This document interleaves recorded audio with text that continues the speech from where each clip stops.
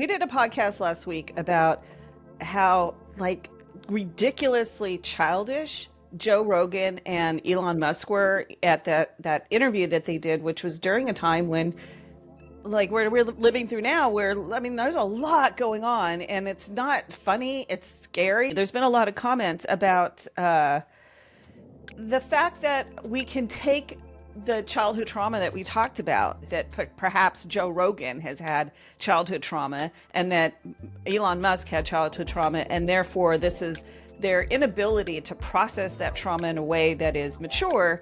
And what they are doing is this attention-seeking behavior, and because they mistake attention as love, as acceptance, as adoration. Welcome to It's Interesting You Say That. So the comments were very interesting. There's quite a few people who said, well, first of all, they confirmed that Joe Rogan did have a lot of trauma, which I didn't know about. Apparently there's a quote where he says, my dad, I didn't see my dad. He left. And the only things I remember about him were coming back and beating up my mom. That's what's called an ACEs, right? Adverse childhood experiences: abuse, neglect, household dysfunction. So Elon Musk, I think there's a lot out there on the internet about the kind of lore, around him, that he's like rich and his dad owned an emerald mine. So one of the comments was, yeah, Elon Musk may have had a traumatic childhood, but he grew up, Nepo baby, right? Grew up rich, and the guy doesn't have anything to complain about. So I think there's a lot to talk about there. One is, can you be a wealthy person and still have trauma?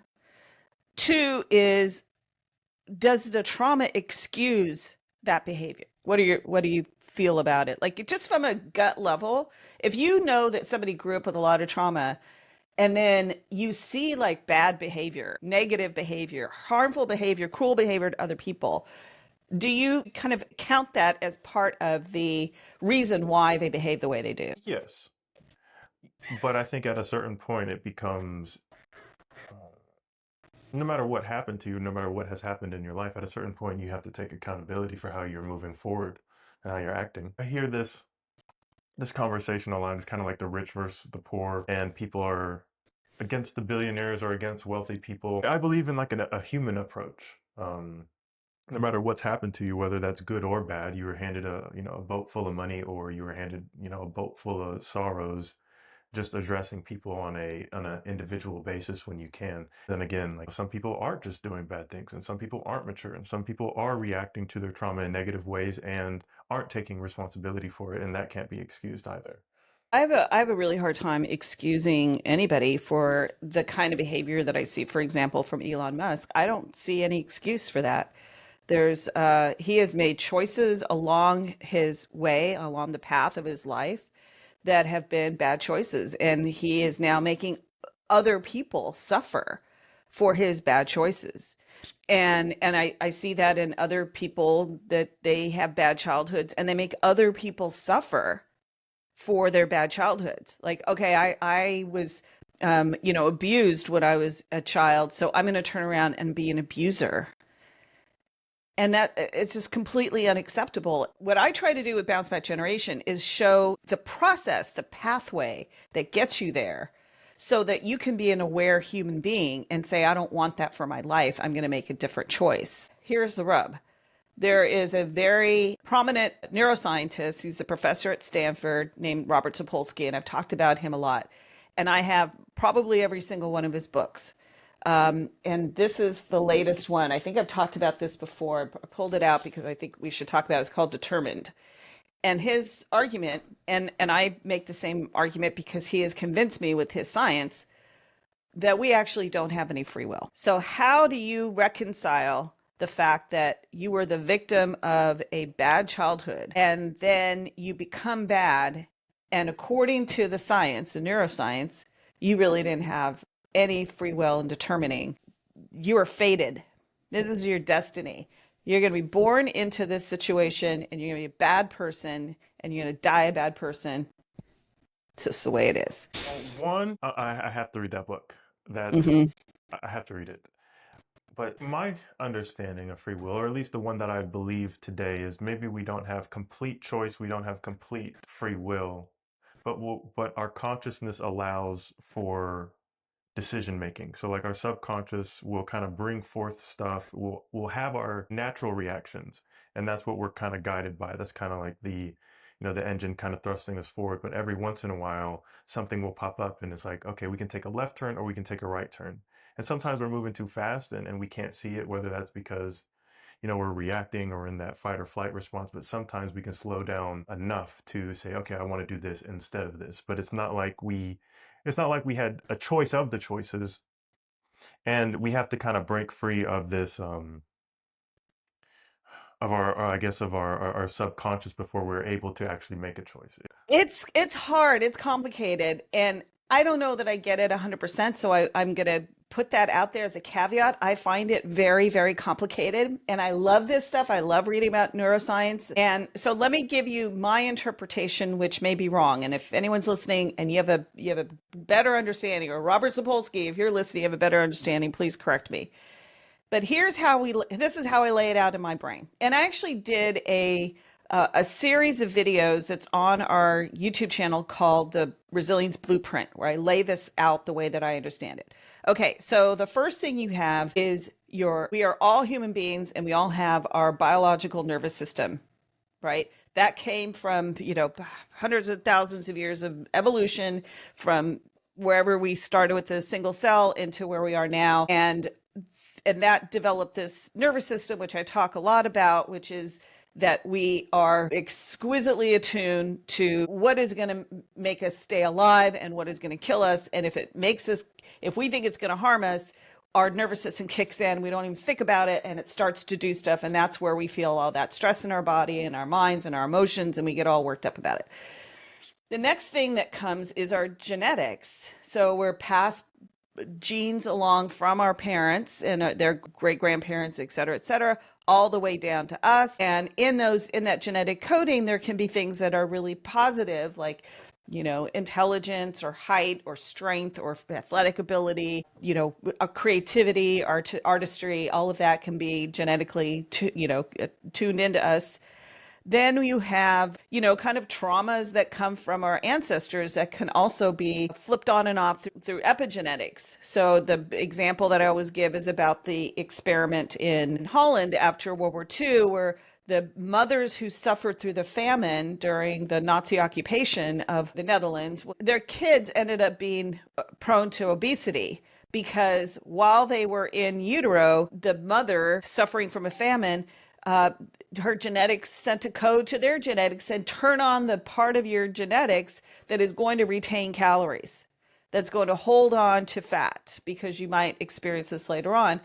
Now, the other thing that can happen that's similar to that is that you're in your mother's uterus and she gets stressed out about something. She passes that stress along to you. Next, you have your environment, how you grew up as a child, all the adverse childhood experiences. And then you have your environment that you grew up in. Like, did you go to elementary school in, Northern California, or did you go to elementary school in Kenya, right?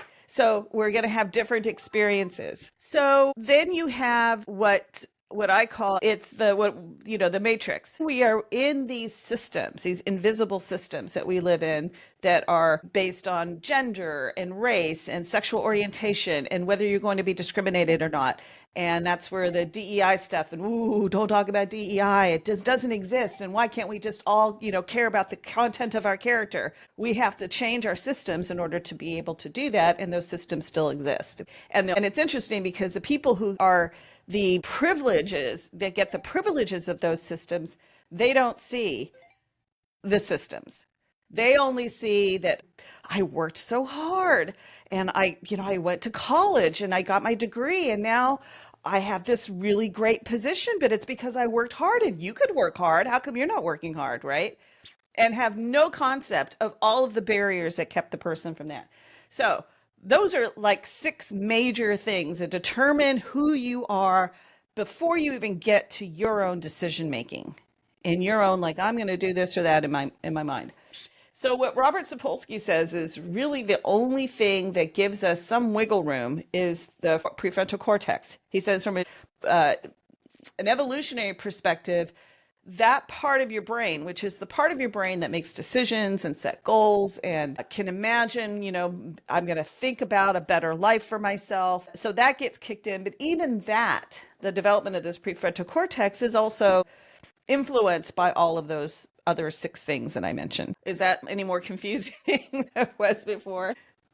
Well, it makes me think about the Matrix and mind control and all the politicians and rich people getting to, the masses to do what they want because, well, if our capacity to make decisions is that small and a lot of our decision making is based on all these other things, then I'm sure there's some scientific, I'm positive there's a scientific way to be like, okay, like if we just say this, then most people, maybe not everybody, but let's say 80% of people will do this just because we say this or we do this.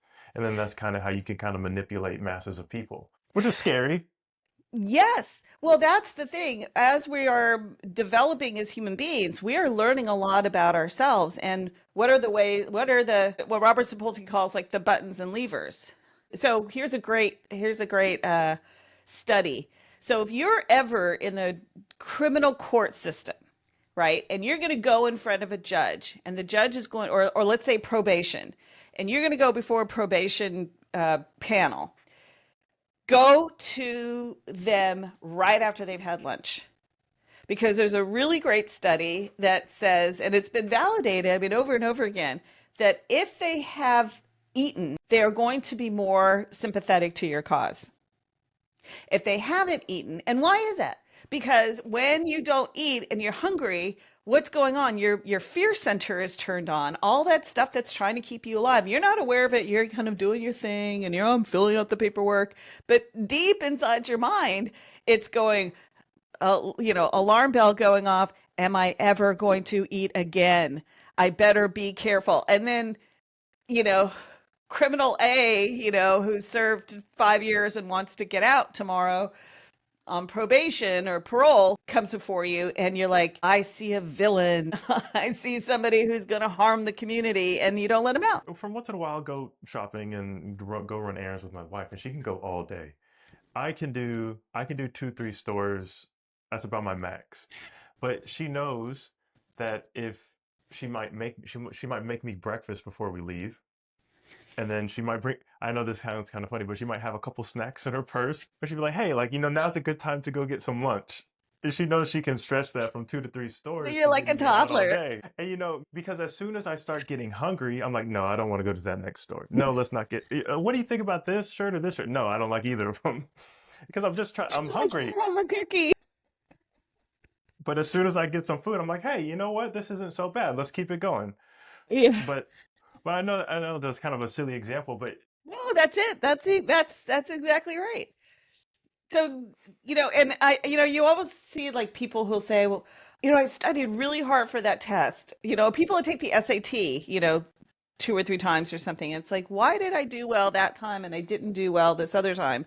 Well, you got to look at, were you, do you have enough to eat? Did you sleep well? Did something, did you watch a scary movie last night? And now, all those things can be blocking you from your optimal performance. so you take that to the extreme, and a kid grows up without a consistent meal every day, or like consistent support every day, or Mhm. consistent whatever, anything every day.